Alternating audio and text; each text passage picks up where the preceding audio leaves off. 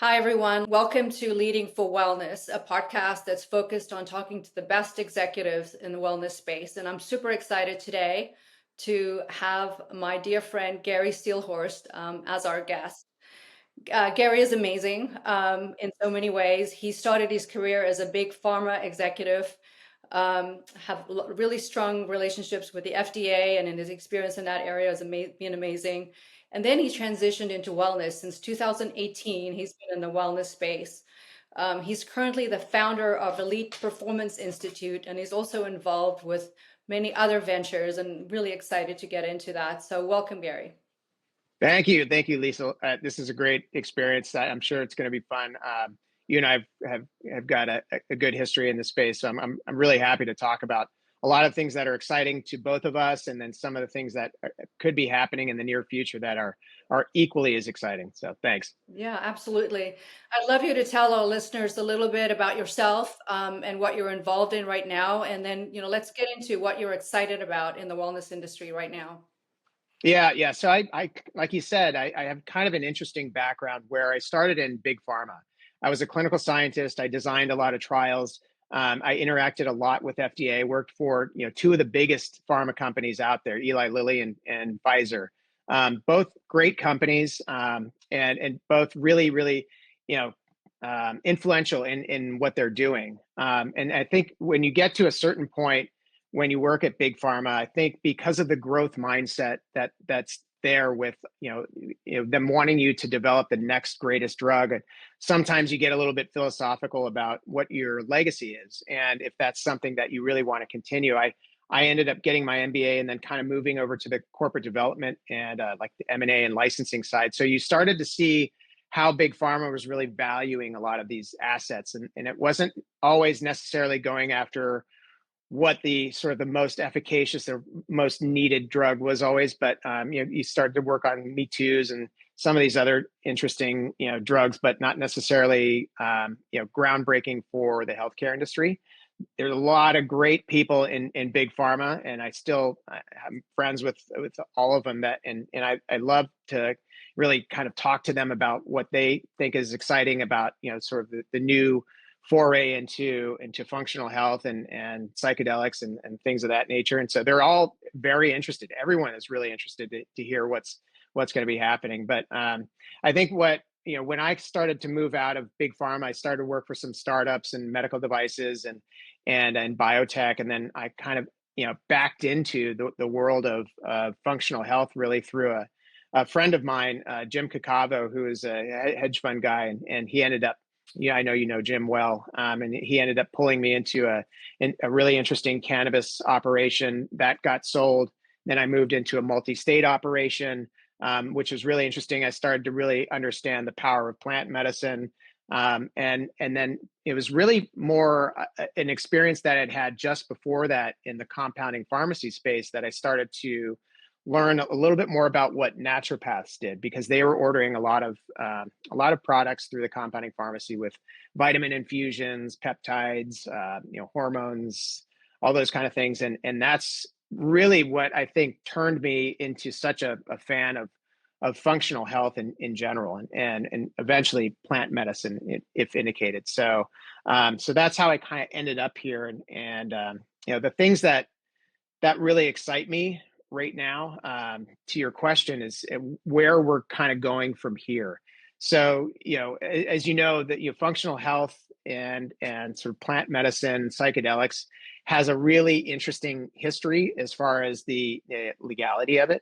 It got Schedule One a long time ago for probably reasons that weren't necessarily, I think, as probably forthright as could have been.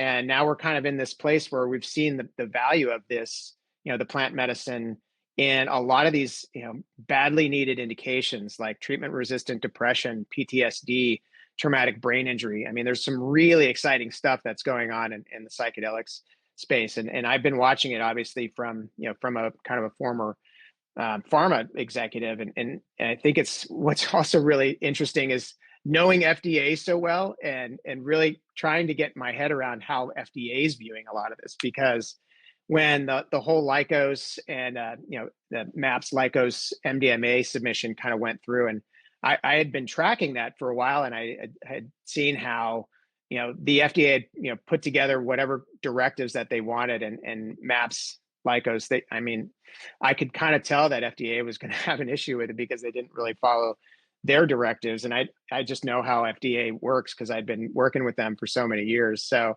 I wasn't surprised that that they got the stiff arm from FDA, but I think going forward, FDA needs to get their head around the difference between the actual asset, the drug, and then I think what they're trying to do is separate that out from sort of the psychotherapy side of it as well, because FDA doesn't regulate psychotherapy, so they don't really know what to do with that specifically. So I think that needs to be reconciled. But I think more importantly, the more I've kind of learned about functional wellness, we've grown up in this Western medicine model where, it's one indication, take one pill, and hopefully it's reimbursed by insurance and move on, not necessarily looking at the underlying causes of it, but more treating the symptoms. And now, I've seen the value in a lot of these programs in which all these different tools are utilized. And so many people, they present differently. So it's hard to say how effective is Ibogaine or how effective is MDMA. It's really more how effective is the program in which these different drugs are used. And that's really the value, because there's a lot of pre-work you need to do in order to get to a space where it's going to be effective. There's the set and setting and the dosing around, the actual, the treatment. And then there's all of the work afterwards that needs to be employed as well. And that's probably the biggest part. And I don't know that that's necessarily, valued from where the FDA kind of sees the, how they look at it as a new drug application. And there's value to all of it, right? And I think the conversations need to be what is best for what situation. And, you know, demystifying or breaking down the lines between plant medicine, wellness, which includes supplements and all the other biohacking, things that are out there on the market and continue to be developed, and then also traditional medicine and for acute care. I think all those things are so needed in order to have a comprehensive healthcare plan and to give people access to holistic healthcare. And I'm sure you agree with that. And I know you're doing a lot of work with veterans and athletes with, brain injuries that are really benefiting from using plant medicine and other modalities versus just, Western medicine and, acute care type of treatments. Yeah, right. Yeah, so I have been working with Martin Polanco, Dr. Martin. He's been working with these veterans for years, and they present with a lot of these different indications like post-traumatic stress disorder. A lot of them have traumatic brain injury, depression, anxiety. Some of are alcoholics. They're addicted to opioids as well.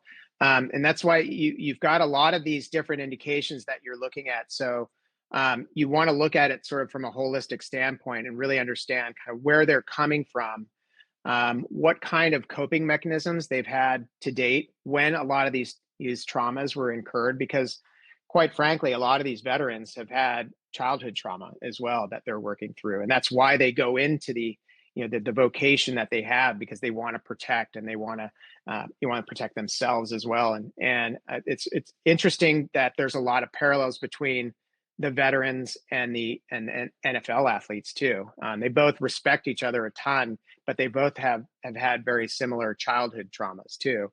So when you look at a lot of these folks, and Martin has so much experience with looking at life. He's been doing it for over 20 years. So he has a really good idea of who's ready for some of this kind of a treatment. Because sometimes, in the beauty of what he does, and not everyone has this background that he has, is understanding the signs of who's going to be indicated for all of these different types of psychedelics, because not everyone is. Some people need to do a little bit of work ahead of time in order to get into a headspace where it's going to be effective. Because if you don't, and there's a lot of these wellness retreats and psychedelic retreats out there that they're really, some of them are a little bit more recreational in mind, which is fine. And that's as long as you understand what you're getting into. Just don't necessarily expect groundbreaking healing and treatment from something like that. If all you want to do is kind of, go down to Mexico, live in a rad house and get good food and trip out, and that's fine. There's stuff that's out there for that. But if you really want healing around it, if you want, yeah, the neurocognitive effects, the gut health, that's really, you need a lot of the diagnostics ahead of time. You need to know, get your brain scan, get your genetic test, do a nutritional deficiency blood panel, so you know what you're working with, and then you can chart your course from there.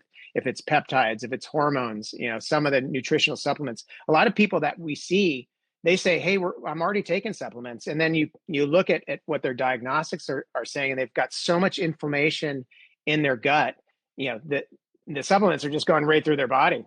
Yeah, they're not even absorbing anything. So you really need to have a better understanding of what you need, and then start dealing with a lot of that, the metabolic syndrome that a lot of these folks have, that kind of leads to sort of that pre-diabetes, and then, kind of chart your course from there so that you can arrest that metabolic syndrome. And as you know, there's this really deep connection between gut health and brain health too, because 90% of the serotonin that you have in your body comes from the gut. So, that's one of the main things that Martine was doing with the Mission Within. And so that's his organization. He's now kind of moving into more of the foundation and fundraising That's here in the around US, that. in Mexico. So yeah, so that Martine's clinic is in Real del Mar, which is kind of south Tijuana.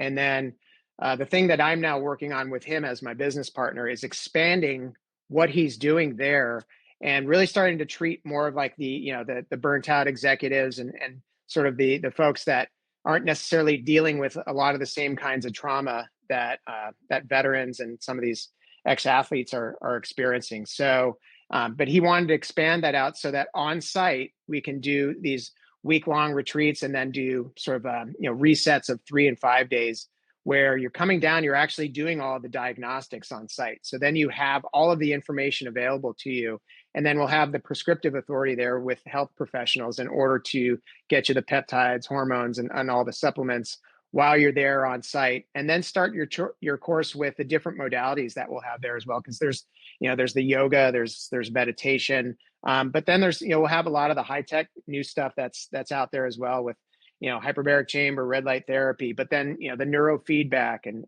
the transcranial magnetic stimulation, and a lot of really exciting kind of new neurocognitive modalities that are out there too. And if you're indicated, then we can do psychedelics on site too, but we have to know that well in advance so that you can do all the pre-work. And then after you leave, then we have a membership program that manages a lot of the integration work. And then we'll have partner sites at all the different metropolises that you can check in with when you're not on site. So it's a great program that we're building. And so we have a partner, Ethos, which already has the property down in Valle de Guadalupe, which is, it's about an hour and a half south of San Diego. Beautiful area. It's wine country. It's the Mexican wine country down there. They're already building. They have the land, and so we're just raising the rest of the money to build out the operations. I just love all the awareness that you're building around that, and I think people that are listening that are thinking, well, I've had childhood trauma. I think everybody had some sort of trauma, at some point in their life, and even though it hasn't been as severe as maybe some of these veterans or athletes have gone through, they can all benefit from this, right? So I would love to hear how you think psychedelics and some of those other treatments work in order to heal trauma, because I think for some of our listeners, this might be new information for them. It was like, how, is this just witchery? How does this work? But, you're the scientist. I was one of them. Yeah. I was one of them who thought it was a bunch of crap. And, that was years ago. And then when I started working with Martine and I started hearing a lot of these testimonials and seeing the amazing work that he's doing, and that compelled me. And I saw a lot of these folks that were literally about to kill themselves, and they say that they owe their lives to Martine for turning their lives around. So I'm like, I have to know more about this. I don't know anything. I need to know what it is that they're doing, why they're good candidates for it, and really what is the treatment that's going on in your brain and everything else that's going on. And so I started kind of doing my deep dive, and as a scientist, I like to kind of test a lot of hypotheses in general, and and work through all the different types of psychedelics that are out there. And there's a lot of tradition and culture involved with the treatment and consumption of this as well, that needs to be honored, because of the nature of how all of this has really started out years and years ago, and we're just kind of coming about it right now. And there's a lot of wisdom there that we can understand. And Martin, being from Mexico, he understands that tradition and how things need to be used, and with respect of a lot of those the different drugs that are being used. But in my understanding, and I was kind of looking at this initially, and I was hearing a lot of, there's a different lexicon involved with going to your source and using your intentions and all the integration work that I didn't get a lot of that verbiage beforehand. So, and I was really interested, and I wanted to kind of have my own journey. And I was asking Martin about that, and he said, well, you wouldn't be indicated because for ibogaine. And he does this ibogaine a lot. Ibogaine is a pretty intense, pretty potent psychedelic. So I have some How does it cardiac compare to, issues that. say, psilocybin, cannabis, or MDMA, Mhm. et cetera? Yeah, I think so. I would say there are probably different uses with all of those, and understanding how you would employ those. And then there's 5-MeO DMT that I would put in there as well, which is much more short acting. So I think it goes to the experience of the practitioner that you're working with, and they understand. I think a lot of the folks that are going to be open to those different types of psychedelics. Like I was saying before, because of my cardiac issues, I'm not indicated for ibogaine, and we can talk about my journey as well. So when I was going to Martin, I wanted to go through this as well. I said, you should do something like 5-MeO DMT. And I'm going to get you in touch with a coach and a psychiatrist. You'll talk about things a month ahead of time and see if you're ready for it, and then kind of schedule everything from there. So there's a lot of pre-work that goes on. There's a lot of diagnostics. There's a lot of work that you have to do with people. You can't, I think a lot of people just sort of hear other people's stories and they're like, I want to do ayahuasca, and there's a lot that goes into, it's great if you want to do it recreationally. I'm not recommending it, but it's one of those things that I think a lot of folks have heard about, Aaron Rodgers or some of these celebrities that have done. It's all about intention, right? It's all about intention, but I think there's also, we're coming to understand how important it is to not just think and then deal with your body, but also incorporate your energy, your mind, your heart. And meditation is obviously becoming a very mainstream, and I think the value of that. But I think that's what you're talking about, is it's a very holistic approach from the inside, and then treating, the symptoms from the outside. Um, Yeah, meditation is a really interesting industry as well. We're actually talking with Dr. Hemal Patel, which we met at one of your receptions, from UCSD, which is my alma mater. So I got excited about that. But he's been working with Dr. Joe Dispenza regarding a lot of his meditation retreats, and understanding really from just a clinical scientist's perspective what's actually happening. And it kind of goes back to what you were asking about, like, well, what's going on, structurally in people's brains. And that's where Dr. Patel came in and was saying, look, I haven't done psychedelics. I don't meditate. I'm just purely a scientist here. And if I'm going to be involved in this, which he was, because of, the grant stipulations, he said, I want to use very gold standard like biomarkers, so that we understand exactly what's going on in the brain. I don't want to do subjective, how do you feel, are you happy kind of measures. And that's what they did. And they measured, the structure of the brain through fMRI, and you saw these changes. And he's like, oh my gosh, this is amazing. And he's non-biased too, and he's not saying I know exactly what's going on, but there are structural changes that are happening. And that's 7 days. different ways. Yeah, exactly. And so there's kind of different ways that you can sort of, get to this mindfulness, and meditation is certainly one of them, and it's a skill. You got to practice it. It's not really easy.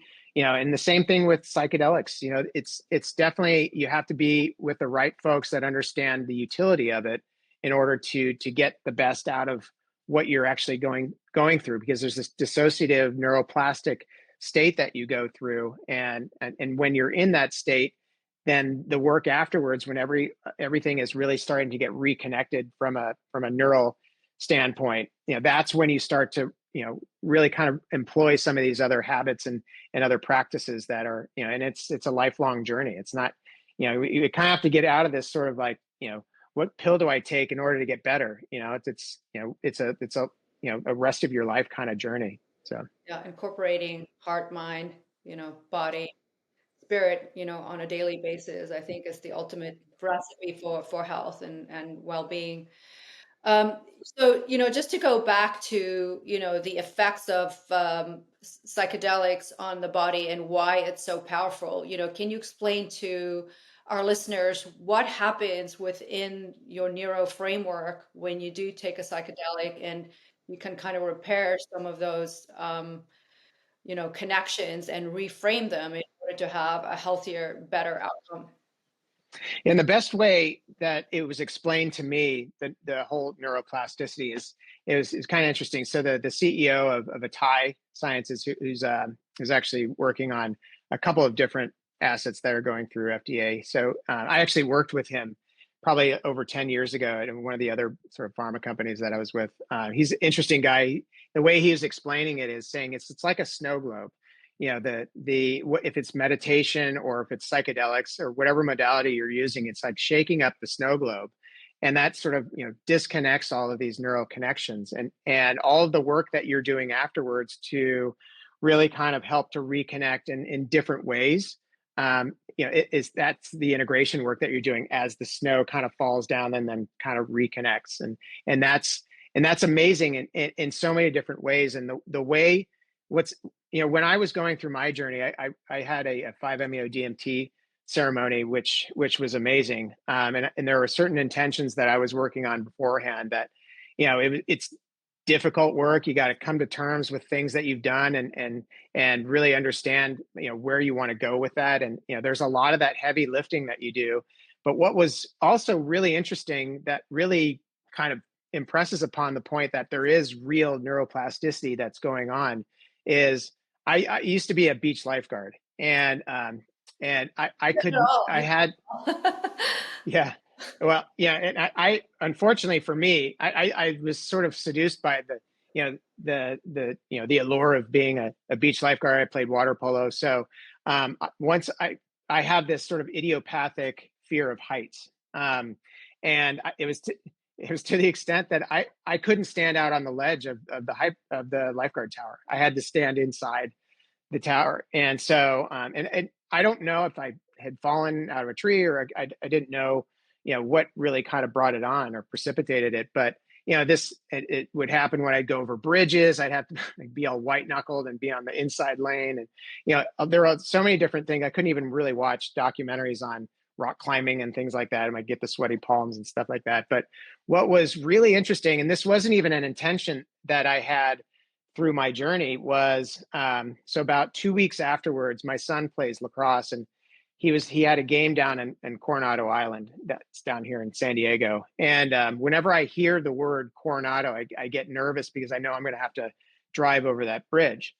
And so what was interesting was, so I was driving down to my son's game, and I didn't even realize it. I was about 75% over the bridge before I even realized I was on a bridge. And I was thinking to myself, wow, I'm usually, kind of, I get vertigo and I get clammy hands and things like that. I'm like, what did maybe I just had a lot on my mind and I just wasn't thinking about it. And then, so went to the game, and then I was coming back, and I was thinking to myself, I'm not getting any of these symptoms. I'm not getting nervous. I'm not, I don't have all the same symptomatology that I had as I normally go over these bridges. And I got over it, and I didn't really have any of that anxiety. And so I wasn't really thinking a whole lot about it. I just think, well, maybe it's at night and because it's dark or whatever. I rationalized it. And I was talking with a good friend who was going through a ceremony around the same time I was. And I told him about this. He's like, Gary, that's the 5-MeO.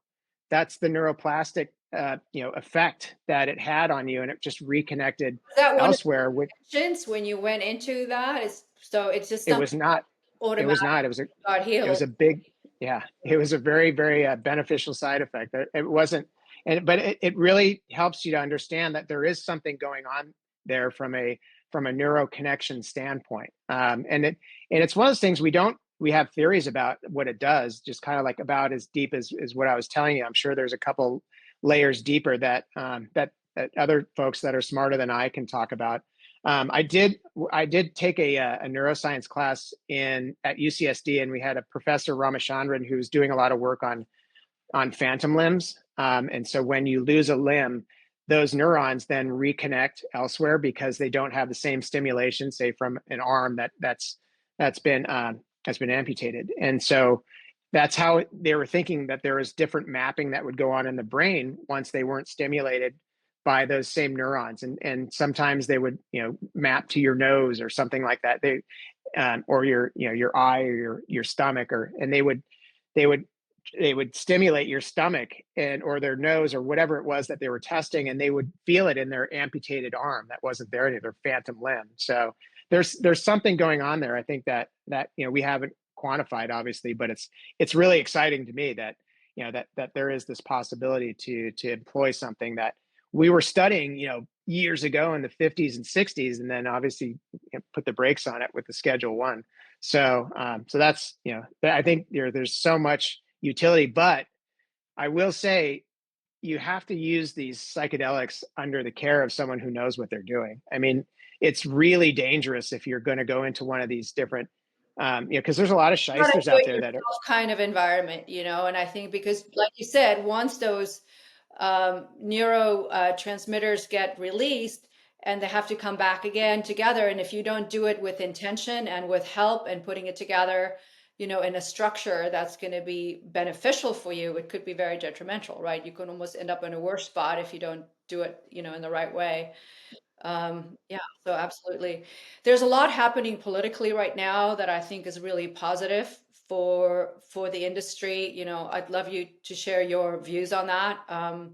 I think Yeah. a lot of Well, people what's in happening. cannabis, back through cannabis and through like the end of my tenure at Pfizer, I was on the political action committees, and so I did a lot of lobbying, just because that was something that's always been interesting to me. I did Boys State when I was younger, and I've always been interested in legislation and how Washington D.C. and the capitals and each of the states work.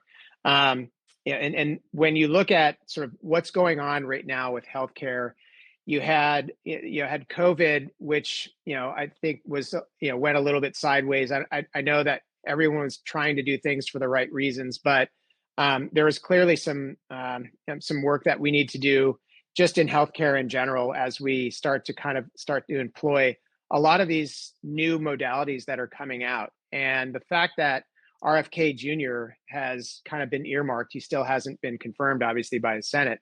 But if he is confirmed, I think that's going to be pretty disruptive in a good way for healthcare. I don't know exactly what he's going to do, but he's been speaking the same language as a lot of us in the functional wellness industry.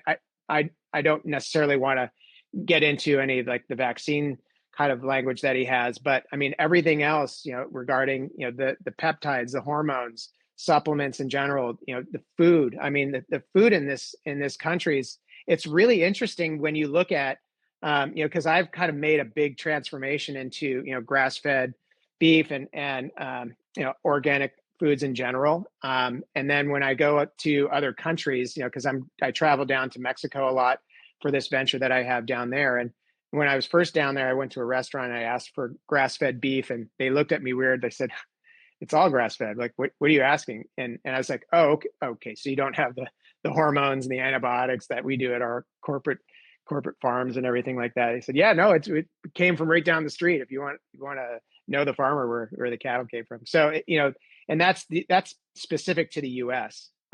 We have, this system in which that we've been working that has, big food and big pharma, are kind of in this. I don't think they're kind of colluding necessarily, but they're both kind of working hand in hand with what's coming out of big food is being treated by big pharma, and so there's a deeper dive that we could do as well with how the cigarette industry has now kind of bought the big food companies as well, and they're sort of employing the same addiction kind of tactics. That's a little deeper than probably what my pay grade is. But anyway, I think, just understanding what RFK Jr.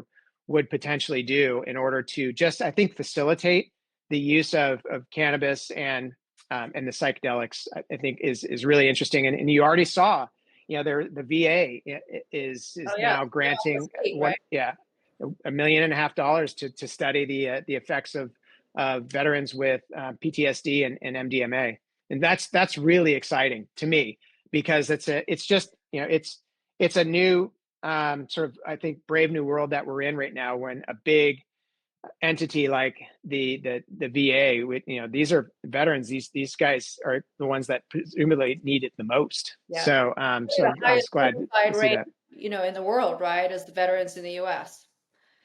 Yeah, and they're definitely a forgotten group. They do so much for this country, and then we just kind of put them on a lot of these drugs afterwards, and try to get them to sort of stay quiet. Alive, yeah, for as long as we can, but it doesn't solve the problem and it doesn't heal them. And I think all of us suffer from PTSD at some sort of, and if we can make this available in an environment where people can use it responsibly, I think in general our wellness in the US will Mm. skyrocket. And having access Yeah, to better food and other modalities, and if some of these insurance companies can start covering other modalities too, and people can have access to it or affordably, it'll be a change the yeah, world. yeah, definitely. Yeah. Absolutely. Um, Tell me more about your own health journey and what you do on a daily basis. What biohacking things do you do to keep yourself healthy? I know you've had a long journey from your own heart attack 10 years ago to where you are today, but would love to hear your routines and what you do to keep healthy, because you look incredible. Yeah. Yeah. But so it is kind of an interesting history that I've had health wise. I grew up an athlete. I played water polo in college. I swam in college. I've always been very athletic. I was on a cycling team when I was at Pfizer. And then I ended up having a heart attack. I was kind of an interesting time in my life where I was going through a divorce, and there was just a lot of stress in my life. I was traveling a lot for work, and all of these things kind of came upon each other, and it was a perfect storm. And I ended up in the hospital, and I was probably about 25 pounds heavier than I am now. And it was interesting because you saw a lot of these folks that were in the hospital are saying, "What are you doing in here? You're too young." And they got real quiet when they saw my angiogram. They're, wow, I was occluded in my left anterior descending in the diagonal at 90 and 80%. So I've got 2 stents in me. They immediately put me on 5 different cardiac drugs. They told me, Gary, I know you're an athlete before, but those days are over. So we're basically kind of keeping you alive at this point. It was really interesting, and it was a big hit to me mentally, just to know that I wasn't going to be doing the things that I was doing before in their mindset. And so, I was on these drugs for years. I even got put on an SSRI for a while. And then it wasn't until my work in the compounding pharmacy industry when I started working with some of these naturopaths. The naturopaths were ordering a lot from these compounding pharmacies through, the vitamin infusions and the peptides and the hormones. And I went to the CEO. I said, "Hey, look, I'd like to maybe expand this part of the business, which is really interesting." He said, "Go for it." And I started talking with a lot of naturopaths, putting together conferences and keynote speakers. And I was like, wow, these guys are brilliant. And they look at patients much differently.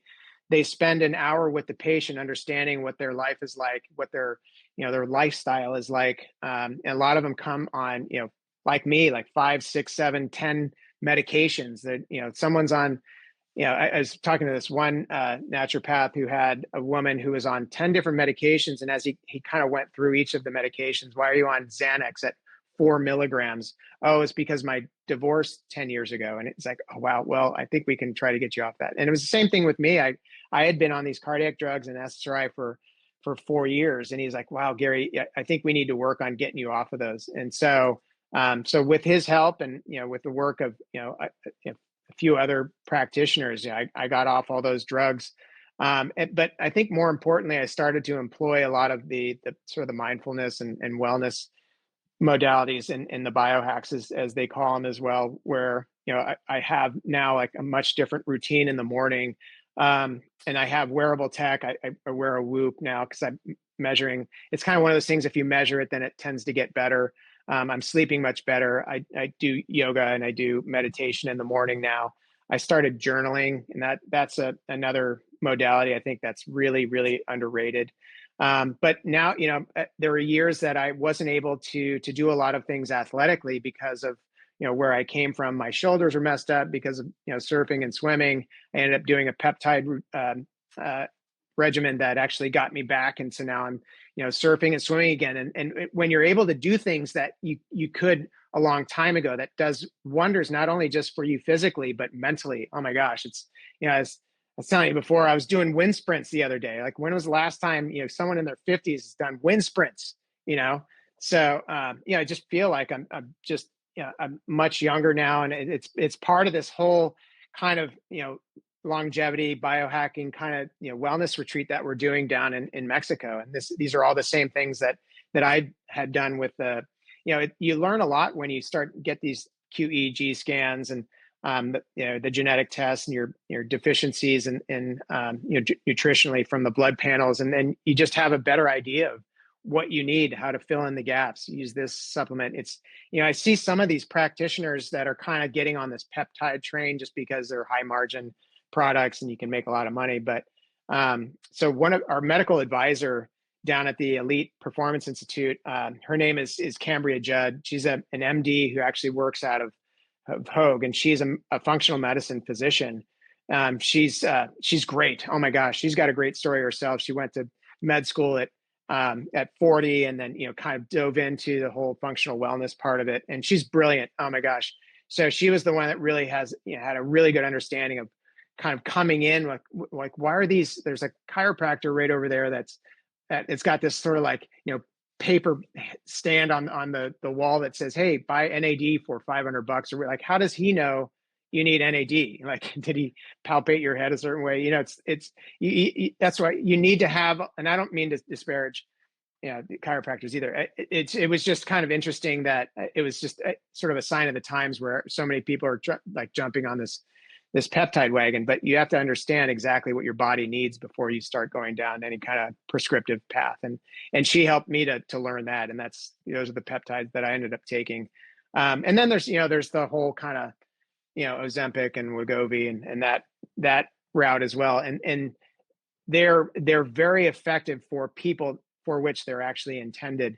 And it really helps to disrupt some of that metabolic syndrome that people are feeling, where they have insulin sensitivity or they're insensitive to insulin. They've got the high blood pressure, they've got the triglycerides and the cholesterol that they need to work on. And that's that sort of the whole metabolic syndrome that once that's ameliorated, then you can, it really starts to translate into brain health as well, with a lot of the release of serotonin naturally. So I fully endorse the use of the semaglutide and terzepatides. If it's used within the right framework and you're lifting weights so you don't lose muscle mass, and you change your diet, you don't just kind of eat less. It's just some people are losing weight because they just lose muscle mass and they just eat a little bit less. So you want to use them as sort of a springboard to kind of get you to where you want to go, and you don't necessarily want to have to take those for the rest of your life. So, but yeah, those are really interesting. I haven't gone down the GLP-1 agonist path, but I know a lot of people who have benefited and have only taken them for maybe 3 to 4 months and then come off with success. That's amazing. So if you had to give our listeners sort of an overview of what you feel are the most important things for complete well-being, and recommendations for anyone that's new to health outside of the traditional medical system, on what would you recommend the first few steps to be, and also what else they can do in order to get more information. Yeah, I mean, gosh, you can reach out to me directly at LinkedIn, Gary Seelhorst. There's only one. But I think there's a lot of inexpensive things that you can do to just get started.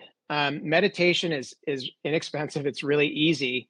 It's really to employ. I should say there's a skill involved in getting to that point where you feel You're in a different definitely brain. mindful from it. It took me a while, honestly, to get to that place too. For the first, probably a couple months that I was doing it, I would only do it for about 10 minutes. And afterwards I was like, I probably could have used that time a little more effectively. But, then you finally get to the point where you're better at using it. And then there's grounding. You can kind of walk barefoot outside in the grass and in the dirt to sort of get grounded a little bit more with the kinetic activity that happens through that. There's, getting at least kind of 20 minutes of sunlight a day. A lot of people aren't necessarily getting enough vitamin D. I think there's a big vitamin D deficiency in the country, especially during the winter, obviously, and that contributes to that seasonal affective disorder that I had when I was in Michigan. I lived in Ann Arbor, Michigan for about 10 years when I was working at Pfizer and going to University of Michigan. That's a real thing, and it's a vitamin deficiency. Yeah, I lived in Anchorage, and there's like no sunlight in the winter, and you Yeah. have to go to a sunbed once a week to just kind of get a little of that feeling. Yeah. What else? Yeah, definitely. So I think diet is massive.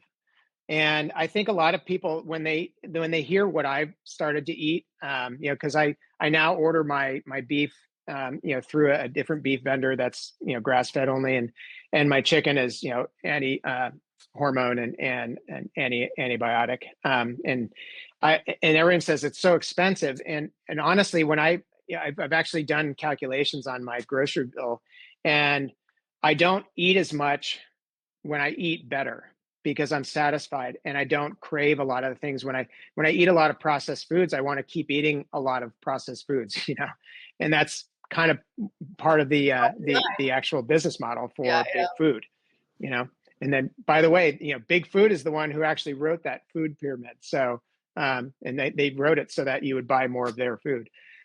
So I did, start to spend a little bit more money on what I was eating, but I found out that I wasn't eating as much either. And I was getting all the nutrients and I was getting satisfied. So it came out to be about a wash. Even looked like it was probably a little bit less expensive, because I kind of pulled back my drinking as well, because I didn't really feel really the need to drink a whole lot. I still drink, and I still have, a couple drinks here and there. But, I don't feel the need to kind of have more than a couple of drinks now. And I think when that would happen, it's like, you go to these receptions and you've had a few drinks and then you go kind of eat crap food after that. So, so then that, I think it helps from that perspective too. Yeah. Yeah. So, and that I think that's a big part of a lot of what we can do from a functional wellness standpoint is have a much sort of rawer foods that we can eat that are much more whole and organic. And then looking for other modalities, and not go straight to a drug, when there's an issue. Absolutely. Well, this was such an interesting conversation, Gary. I really, really appreciate it. I would love you to tell a little bit more about how people can get a hold of you, learn about some of the other things that you're involved with. So, tell us a bit more about that.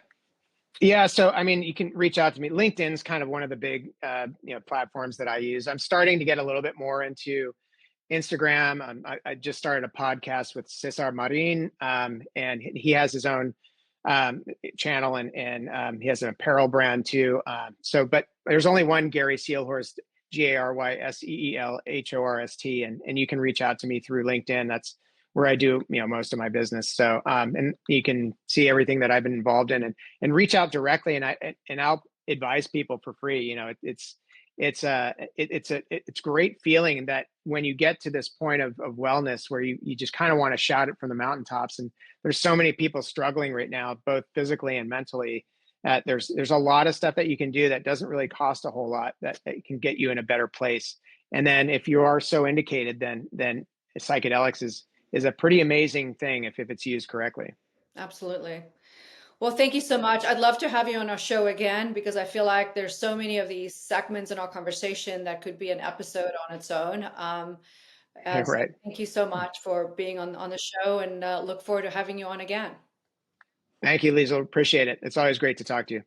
Thanks so much.